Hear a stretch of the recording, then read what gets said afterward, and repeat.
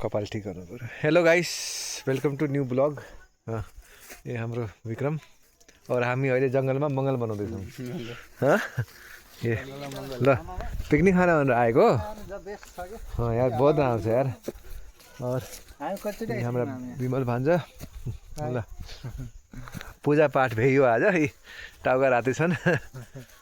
खतरा छ यार जङ्गल त हैन। हामी यहाँ पिकनिक खानको लागि आए यहाँ त गडातिर गएको गुन्डाको टोली।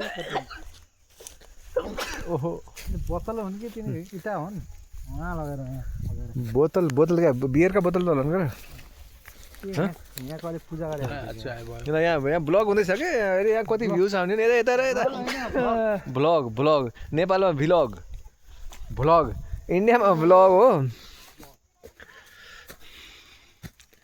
सेतो कुर्तामा ठिकै लाएर छु हैन के कसो रुगा लाओ भुँडी त छ यार तिम्रो खतरा यार क्या नजानी हो जानु के रे भान्जा टर्की ल्याएर 7 किलो अनि 8 किलोको टर्की यहाँ कहाँ पायो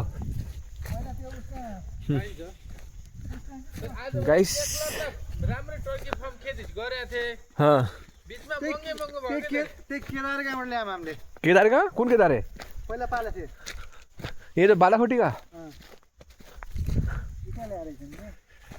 यसलाई व्यवस्थित गरेर पुरा यो झाडी साडी सफाइ गरेर यहाँ पुरा तारबार गरेर मन्दिरको परिसर गराएर एक दुईटा स्पिकिङ स्पट बनाइदिनु पर्छ कि हैन यहाँ अलिकति पानीको व्यवस्था हुने नि सही हुन्छ नि जहाँसम्म छ पाइप जोडे भइहाल्छ अनि लाइन पनि ताने भइहाल्छ।